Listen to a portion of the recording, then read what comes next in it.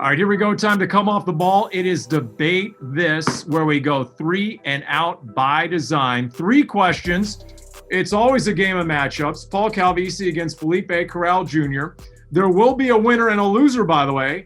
And our moderator is Jacob. Jacob will read. We will react. Take it away.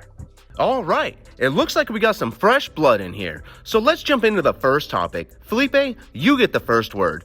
Which position group will show the most improvement this season? All right, Paul, I don't want to show you up on my first, debate this, but I'm going to have to. I'm going to go with the secondary. Compared to last year, there's so much more depth in that secondary this year. You draft guys like Marco Wilson and Tate Gowan, but you can't forget about the veteran Malcolm Butler. Robert Alford's coming back from injury, crossing my fingers that he actually puts on a Cardinals jersey this season. But I'm expecting a big year from Byron Murphy, year 3, going into another year of Vance Joseph's system. So we'll see what he brings to the table. All right, calling your shot before you even said your first word. Okay, all right. How about the receiver room? Because a year ago, unless you were named D-Hop, your first name was Jack and your last name was Squat when it came to yards after catch. So not only do I think it'll be the most improved, the Cardinals need the receiver room to be the most improved. And with A.J. Green now outside and Christian Kirk more in his natural position inside, and you got guys on prove-it deals, A.J. Green and Christian Kirk and Andy Isabella, and you've added Rondale Moore, who especially is making the first guy miss in yards after catch. Guess what? D-Hop is going to get all that attention. You have to make defenses pay. And that receiver room, for all the above, I think, will be the most improved this year. Wow, bringing the heat right off the top. Now let's jump into topic number 2. Paul, you get the first word on this one. Should Kyler Murray run less this season? Guys, remember our marketing mantra for Kyler? Come for the arm, stay for the legs. He's not Michael Vick. He's not a running quarterback who can throw a little. He's a passing quarterback who can run. Here's the thing. He'd prefer to pick his spots. He's not a big fan of the design runs or the called runs.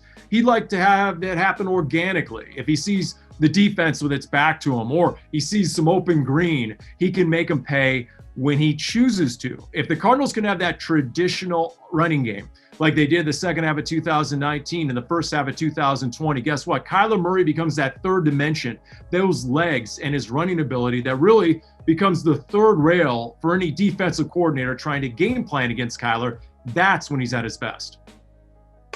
Hey, Paul, I don't even know if you're agreeing to one side. You're like agreeing with my point. I'm saying he should continue running because I'm all about the facts. And the facts say that in weeks 1 through 10, he had 60 rushing yards or more in 7 of those 10 games. And guess what the team's record was? 6-3. And then once he injured his shoulder from weeks 11 to 17, he only accomplished that feat once. And he only had 1 total touchdown from weeks 11 to 17 compared to 10 from weeks 1 through 10. So I think you actually agreed with me. And essentially, we both think he should keep running, whether it's by design or if he should just scramble. But the point is, he should keep running. Kyler should run, but he shouldn't be the running game. There should be a traditional running game. He should be the complement to James Conner and Chase Edmonds in a straight-ahead run game. It's time to move on to our last topic. Felipe, you get to kick this one off. Which new Cardinals player will have a throwback season? Y'all want to see a 2018 version of James Conner throwing up that 6 is because he's sporting the number 6. But when you have a girlfriend and you meet her parents for the first time and you do everything possible to try to impress her parents, that's James Conner with the Arizona Cardinals. So he's coming in, a new team, a new roster, new management, new head coaching, and a new entire coaching staff. And all he wants to do is impress. He wants to put on a show. And I think that's what we're going to see. In 2018, he had his Pro Bowl year, almost 1,500 yards from scrimmage, 13 total touchdowns. So I'm not saying he's going to actually match that, but if we get to see some type of James Conner from 2018 with this improved offensive line, Ronnie Hudson, DJ Humphries having a breakout year in 2020, the sky's the limit for James Conner.